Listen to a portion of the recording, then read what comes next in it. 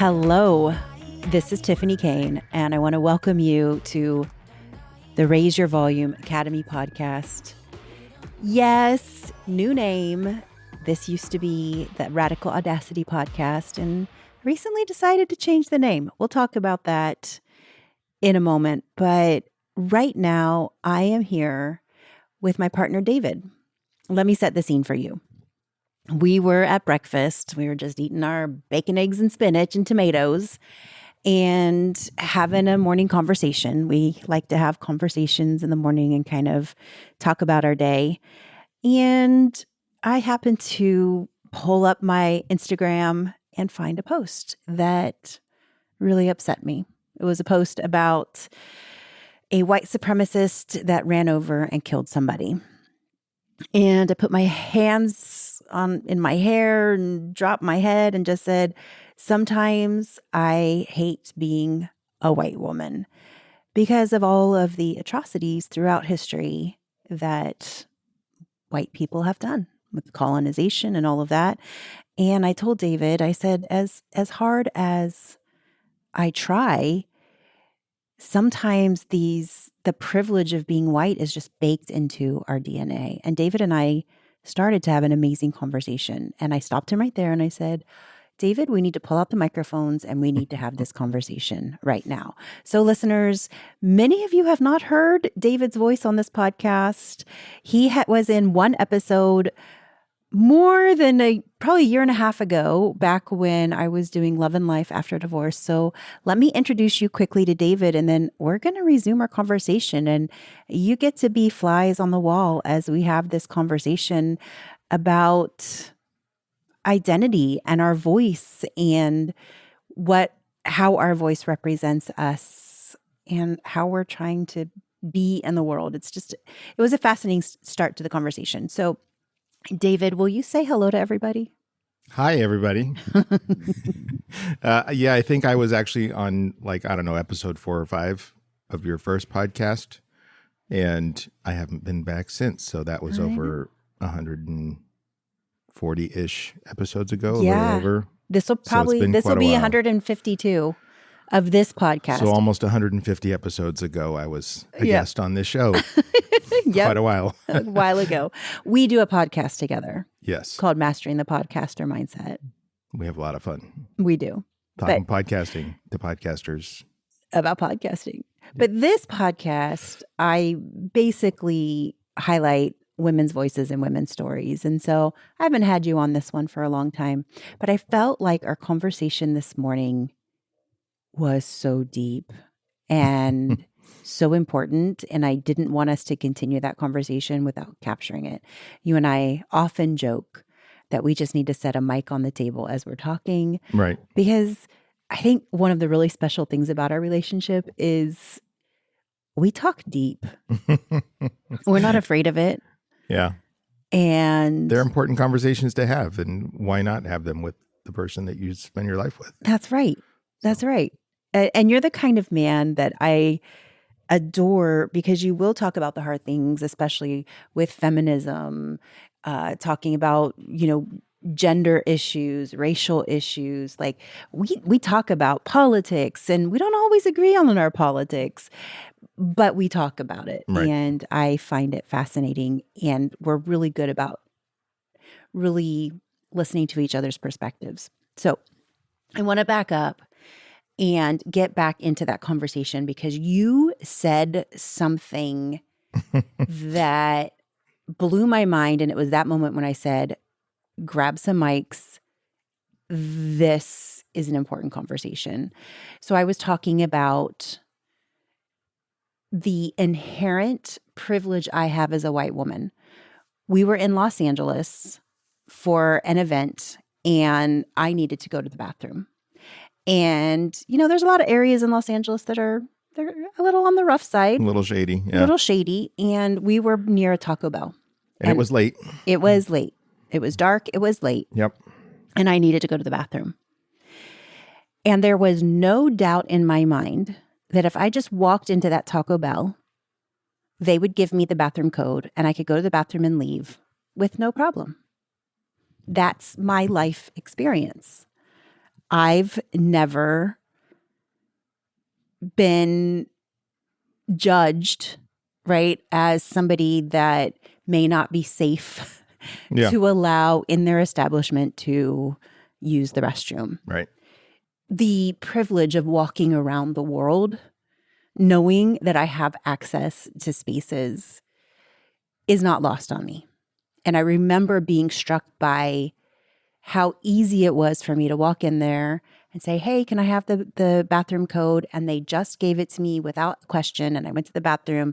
And as I was walking out, I said, thank you. And I left. And there was no, this is only for customers or anything, no pushback whatsoever. And it didn't get lost on me that was absolute privilege that I had late at night in Los Angeles, right? Mm-hmm. And you responded with something powerful. And I would love for you to say it in your own words. But before you say it, David, you are mixed race. Very mixed, yeah. Your father is Mexican. Mexican, Indian, German, French, all the things above. But our look definitely has been dominated by the darker skinned side of our genetics. Mm-hmm. And your mother? My mother looks very similar to you, only she has green eyes. She's Irish, Scots, German. Mm-hmm. So she's very white. Mm-hmm. Yeah. So I had said when that came up, because you were talking about how when people see you, you get a response that allows you places that may be difficult for other people, mm-hmm. or let you into places, lets you, I don't know, out of tickets, whatever it may be. I don't know. Well, I have yet to get out of a parking or a traffic ticket. Darn it. But yeah, it lets me into places for sure. Yeah. I have access to places without question that many people don't. Where me, because of my skin tone, I look Hispanic with, mm-hmm. without question. When people see me, they think I'm Hispanic. A lot of people have thought of, depending on where I am, I kind of blend in with that crowd. So I've even been mistaken for Filipino. But definitely the darker skinned mm-hmm. side of the people. So I've actually used, because I was born and raised in California, my speech is very American. I have no sort of ethnic tones mm-hmm. in my voice at all. And so I've used that. I know that I've consciously thought while I'm speaking to somebody, if I'm trying to do something that, like use the restroom in a space where it's closed already, I'll try to get to a point where I can actually let them hear me speak, because I don't come across as Latino or something like that in my speech. So I try and use that to get me into things. So I have the same response as you do when people see you. When people hear me, I tend to get a similar response, but it takes them being able to hear me for me to get that response. The exact words you said to me were, if they could just hear my voice. Right. Then maybe everything will be okay. If they could just hear my voice. Yeah. And that was the moment I went, David, grab the mics. This is an important conversation. Because here's the thing. That is a privilege as well, isn't it? To have the type of voice where we can say, if they could just hear my voice, then they could see past my skin color. They could mm-hmm. see, I would get access. But how many people out there, the sound of their voice closes doors for them? Yeah. Because of their accent. Has the opposite effect, for sure. Yeah. It's just such a fascinating conversation. And what we're having today is just a conversation. I don't think you and I have any answers. No, definitely not. But it's a conversation I want to continually have with lots of different people of, what is your experience and what is it about you that you feel either hinders you or helps you? I know for me, for a long time, the fact that I was a woman hindered me. I went through a massive tomboy phase where I hated pink. I hated anything that was girl. I just wanted to do boy stuff because the religion I was raised in subjugated women so much. Mm-hmm. We were subservient. We weren't allowed to pray out loud. We weren't allowed to have a say. And I felt so unseen. And I felt like, well, if I'm a boy, then I've got a place in this world. But as a woman, I don't. And so that for me has been my challenge, finding my true authentic voice. What is it? Mm-hmm. And how do I show up in this world? But I do realize that I have a certain amount of privilege. I am an educated white woman. Now, I had to fight for my education because when I grew up in the religion I grew up in, I wasn't allowed to get educated. But I fought for my education. I got my education. I am a white woman living in a clean, beautiful, middle-class neighborhood in Southern California. Like, it just doesn't get much more privileged than that, right? What is it like for you being where we live here in Southern California with brown skin? I don't think that I feel much different than you, really. Okay. Because of the color of my parents, one white, one brown, and where I was raised, the friends that I had. I was always in an area. We moved quite a bit when I was younger, and we always ended up in places because we were primarily in Orange County. The places we ended up, though, were very, very mixed. Mm-hmm. So I had friends that were Black. I had friends that were Hispanic. I had friends that were white. I had probably the majority, because in the 70s and 80s, it was primarily white people in this area. So I think the majority of my friends were white, but none of them, you know, when you're kids, it's almost like you're blind to skin color because you haven't learned to hate yet. Right. Yeah. So most of my friends, it never even came up that one of us was Mexican, the other one was Black or whatever it was. It just wasn't a thing. And for some reason that carried over into my adult life. So I don't really feel out of place. I feel more out of place in Mexican neighborhoods than I do in white neighborhoods. Why is that? Because I didn't get raised in a Mexican home. My grandparents spoke Spanish. Like, it was definitely a part of our life. I can go and feel comfortable on, in Alvera Street, with everybody talking Spanish because I understand quite a bit, but I don't speak it. So I don't have that, I don't have the tongue for it, right? I never developed it. And so for me, I don't feel out of place, but there's definitely times where I feel a little, well, I guess you could say I do feel a little out of place every once in a while. It's almost more jealousy, though, than feeling out of place. Tell me about that. Well, it's like if you're,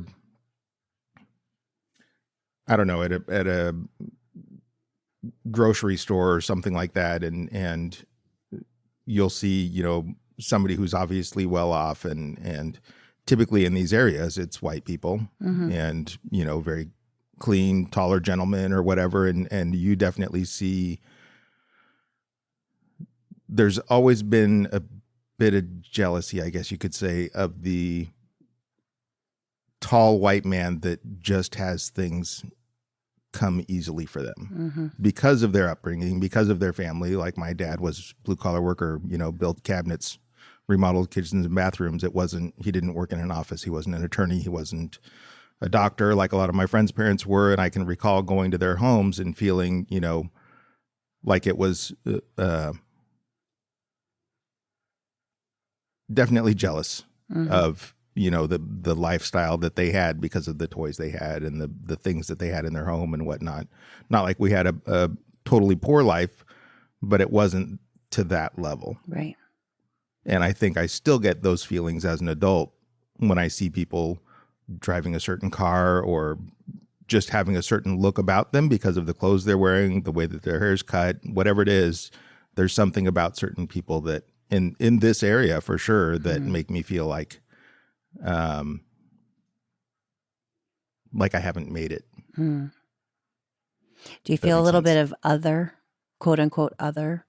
How do you mean by that? Or what do you mean? kind of an outsider, kind of I'm an other. They've got the inside track. They know how to act and speak and who to talk to. I mean, we've talked about this a lot as far as the way you were raised, the way I was raised. I was raised so isolated. It was like, I don't know who to talk to. Like, how do you even network? Who do you talk to? And same for you. If you talk a lot about, wow, people don't realize just the connections they grow up with, how it makes their life different. Yeah, I'd probably say I do feel a little bit that way. And that's kind of similar to a conversation we were having recently about connection and the connections that I've dropped over the years from people that probably could have helped to put me in that situation, or at least guide me into it to make sure that I was ending up doing the things that I was supposed to be doing.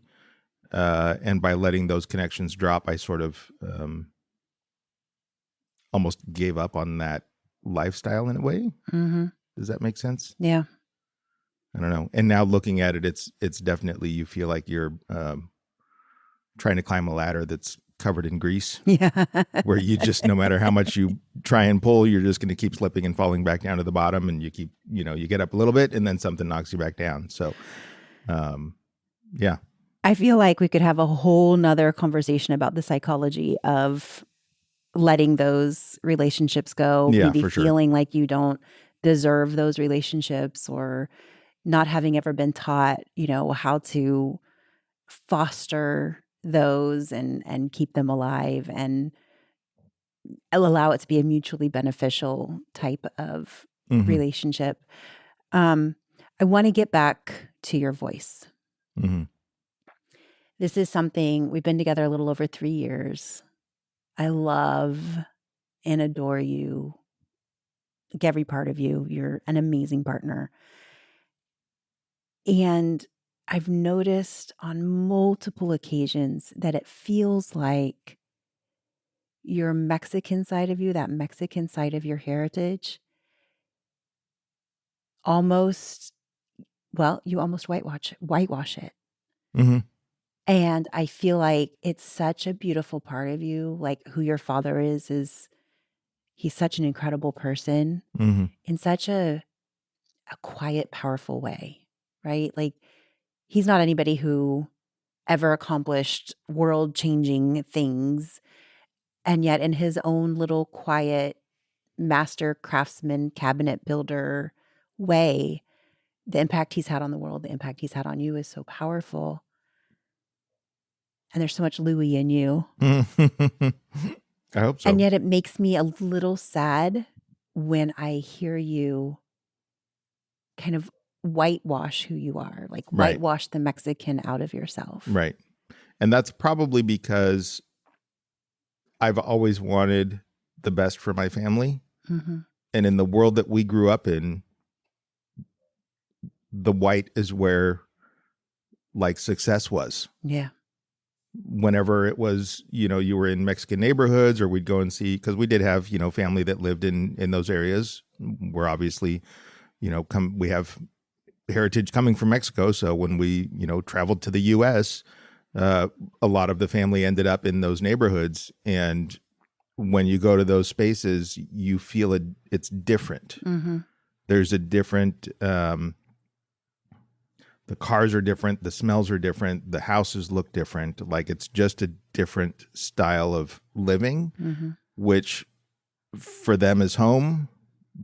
But for some reason, because I've seen both sides, perhaps, success isn't the Mexican side, which is pretty sad, because there's a lot of stuff, a lot of heritage, a lot of history that came from that, that I know.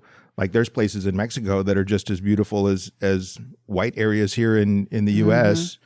but because I haven't seen it, the areas of the Mexican side of my heritage where they live, it's not where I want to live. Mm-hmm. It's not where I see success, Mm-hmm. probably because of growing up here, Mm-hmm. and the stuff that I saw. So that's probably a big part of it. If I associate with that, then I'm not going to be successful. which really kind of is sad. Mm-hmm. It is, because it's such a beautiful culture, and I Mm-hmm. love hearing your stories of your grandmother, and Yeah. she was that Mexican culture was so strong in her. Mm-hmm. Your great grandfather that lived on the Indian reservation, and his ability to heal. Mm-hmm. Yeah. The stories you tell about that, of just his natural healing just by touching. Yeah. That was my grandfather, actually. Oh, that was your Yeah. grandfather. Okay. Like, these stories are so not white. Right. And they're stories I crave and I love hearing. Mm-hmm. And there is a part of me that is so very sad when I feel like people like you, and I'm not just saying you, but people like you feel that those stories, those cultural stories, need to be whitewashed to be accepted into this society. I feel that sad. I feel like that is a downfall of our society. It could be because I never fully saw myself as Mexican. Because my friends and family that are in, that do live that lifestyle and do the festivals and the dancing and the, play the instruments and all that kind of stuff. They grew up in a household where that was what they did. So to them, it's almost like I'm an outsider in that culture as well. So I'm a little torn. You're kind of an outsider, Yeah, wherever you go. yeah. Because people, when I go into those areas, they start talking Spanish to me, and I can't I can't speak back to them in Spanish. So automatically their view of me changes. And when I'm in white neighborhoods, people see me as a darker skinned person. And so automatically their view of me changes. So I think it's probably a bit of just me not really feeling like I belong in either place, really. Does that make sense? Yeah.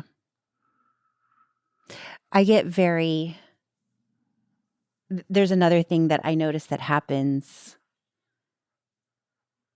with a lot of my friends and in our neighborhood that I have very mixed feelings about, and I've stayed very quiet about it.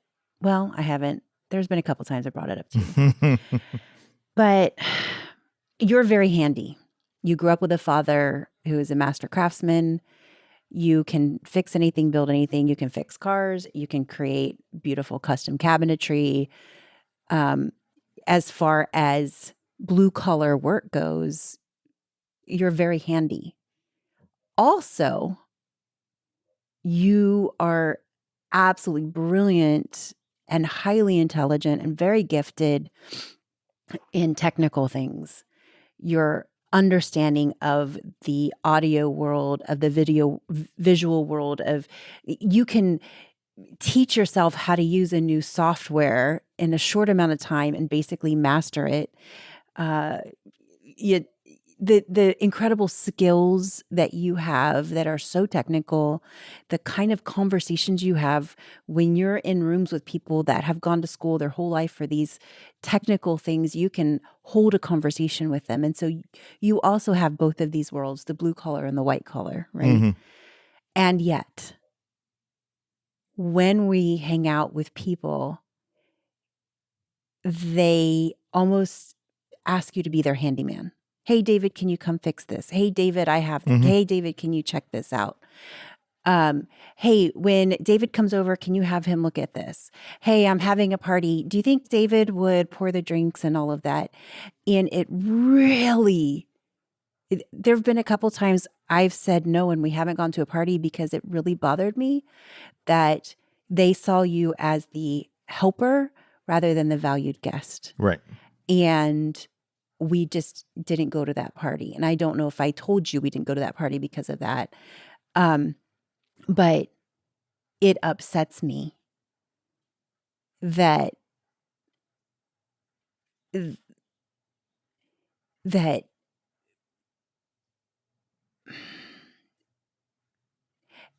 I don't want to say this wrong because it's not that I think somebody whose job is blue collar is less valued. My father is a plumber. the world would not like, we need people that do plumbing and build things. We need handy people. That part of you, I love and am in awe of, that you can create such beautiful things out of wood, or you can tear a car engine apart and rebuild it. I love both of these parts of you. And I think what really bothers me is when people only see one side of you, and when I think they're seeing that side because of the color of your skin. Makes sense.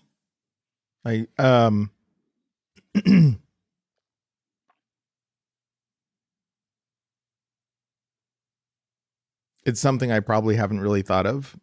I think I'm just used to, it's kind of, sometimes I feel kind of like a truck, where if you have a truck, everybody calls you whenever they need to move something, right? Whether you want to do it or not, or whether it's a nice truck or a crappy, Sanford and Son truck. The fact that you have a truck means you're going to get phone calls from people when they're moving, when they need to pick something up from Home Depot, whatever it is that they're doing, you're the person with the truck. Mm-hmm. And so I look at a lot of, when we get those types of calls, when I get, people asking me, hey, can you help me fix this? Can you help me fix that? I'm almost like the truck, right? Where because people know that I know how to do all of the stuff, that's when they start, oh my gosh, I'm having this problem. Let me call David and see if he can help with it.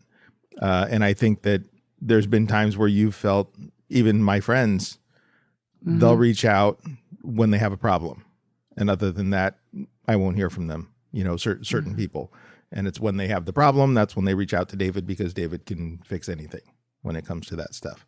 I don't necessarily mind, because it's like when I was in the pipe band, our drum major was a physician, and he'd walk around with this gigantic gallon bag of pills that it looked like a fishbowl from a party in the 60s, where it was filled with all these different, drugs.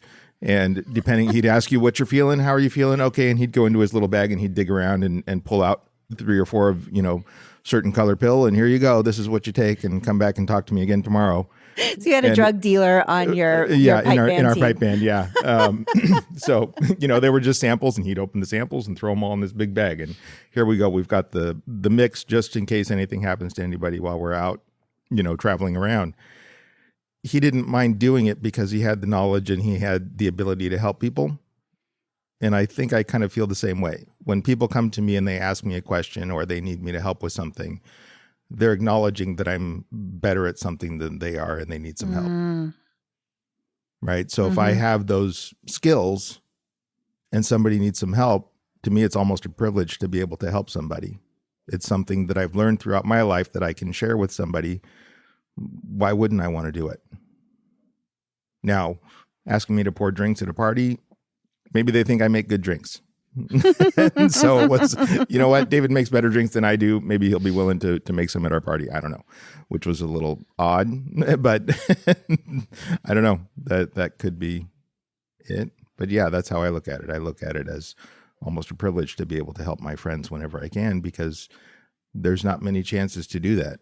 And when it comes up, yeah, of course I'm going to help. Now, I have seen people start to take advantage of it, and there is a place where it becomes too much, and okay, you need to either pay me or hire somebody, one of the two. That's kind of something that bothers me about certain people when they ask friends to do things. It's like if your friend owned a restaurant and your other friends find out that one buddy owns a restaurant. Well, hey, can he get us free drinks or free food? Well, probably, but he's my friend. Why wouldn't I support him? So if we're going there, we're going to pay, and we're going to pay well, and we're going to tip better than anybody else in that restaurant because he's my buddy. Yep. I'm not going to go there and expect something for free. And so when people ask me to do something and then just say thanks and give me a high five, depending on the size of the job, or like I've been asked to do a bathroom remodel, and, hey, I'm trying to do this. I can't afford, I'd rather, not have to pay so much. Well, if I don't do it, you're going to pay somebody 3 times what you're talking about paying me. Why wouldn't you give me that money? Because I'm your friend. Don't you want to see me have a successful life? Why should I sacrifice my life for you to have something fancy? Does that make sense? Yeah. And So, I think that's where it bothers me, is because I see it as it's a white privilege lens on the world. mhm. Which I've seen my entire life from my dad, because my dad always underbid his work. He didn't value his work as high as it should have been. And he had people, there were definitely certain people that he worked for that saw that he underbid. And when he was done, they'd give him a bonus of $1,000, $5,000, whatever it was, because they said, here, you deserve this. You didn't charge enough. And other people give him a handshake. Thanks. See you later. And dang, I got a good deal on this one. right. Yeah. So it definitely varies by person. Well, and here's the thing. Mexican labor, brown skin labor is not as valued. Right. It's not. We see it in the tech industry. Yeah, for We sure. see it as, oh, go hire out overseas. You can pay them $5 an hour versus somebody here where you would just pay $20 an hour. And so because of their skin color and Right. where they live, the work is less valued. And oftentimes people are asking them to do pretty tough things, right? Like pretty technical things, but, oh, they have a different skin color and they'll accept lower payment. So let's pay them lower. Right. And that's been hard as a business owner for us because, funds are low, but we don't want to undervalue People the still people. deserve to get paid. They deserve to get paid. Yeah. So that's been our big, that's kind of a hill we're dying on, where we might be growing a little slower than we possibly could have, but it's because people that we hire, we're paying them fair, very fair wages for the work that they do, because we just don't want to undervalue people just because of the color of their skin or where they live or what have you. So as we wrap this up, what inspired this was your saying, if they could just hear my voice. Yeah. And this podcast and the things I talk about, my mission is raise your volume and encouraging people that have felt their whole life like their voice doesn't have value.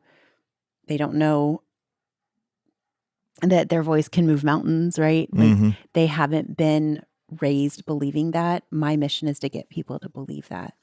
And so the question I'd like to give you is, when you say, if they could just hear my voice, what does that mean? What do you really want people to know about you? What is the power of your voice?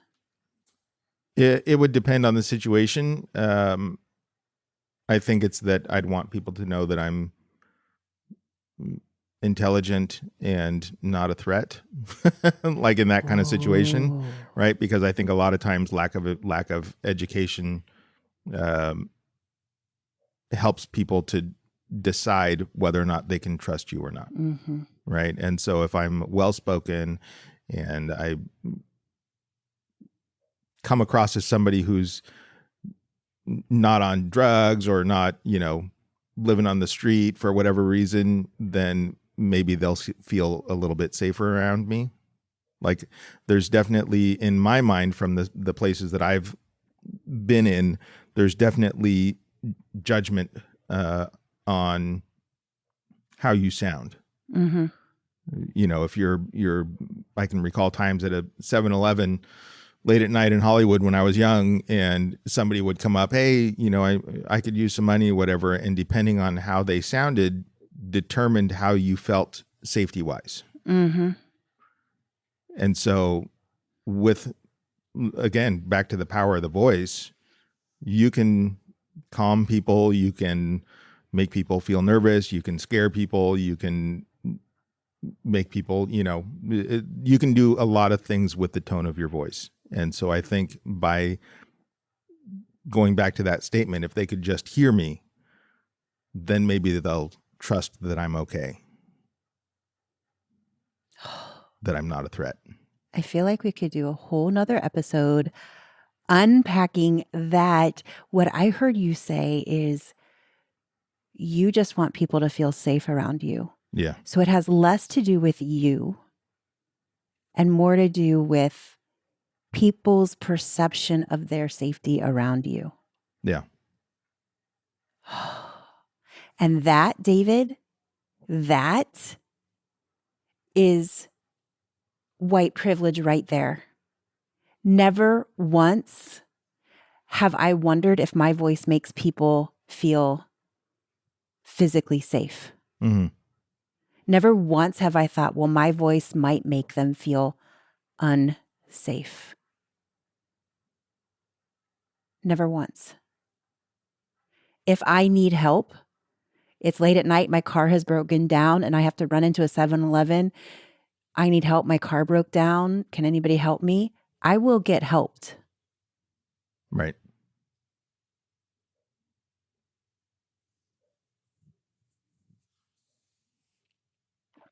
I can recall times getting pulled over and actually thinking I need to sound as white as possible. Like just to, hopefully this just is as simple as, as easy of a stop as it can be. Never expecting to get out of a ticket because I never have. And I have friends that are white that have. You obviously aren't one of them, unfortunately. I don't know why? Why can't I get out of my ticket? I definitely have friends. Everybody that I know that has gotten out of a ticket, that has been pulled over and not received a ticket, has been white. And so every time I get pulled over, which has been a long time, thankfully, but the times that I have been pulled over, I've tried to make myself sound as white as possible. Mm-hmm.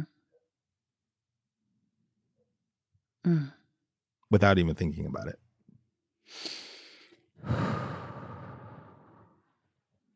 All right. David, you have given me so much to think about.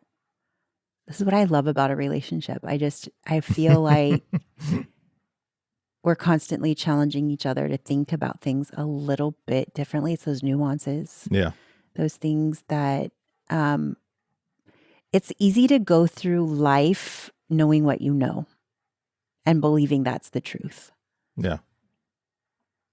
But my truth isn't necessarily the truth, which is so funny because the religion I was raised in was the truth, capital T, the truth. And I was raised with those absolutes, believing in the truth. And the way I was raised was the truth and not to question it, and that nobody else had the truth. Mm-hmm. And so the unlearning I have had to do as an adult, I'm 30 years out of that religion, and I am still unlearning that my truth isn't the truth, right? There's a lot to unpack there, and there's a lot of learning. And something I really value about our relationship is you help me to see that my truth isn't the truth. We have very intelligent conversations about that, and I appreciate it. Although sometimes my truth is the truth, but more often than mine. So as we close this conversation out, I want to say thank you. I know it's the beginning of dozens more conversations that we're going to have about this topic. Yeah. And listeners, I want to thank you for being here as part of this conversation. We'd love to continue the conversation with you as well.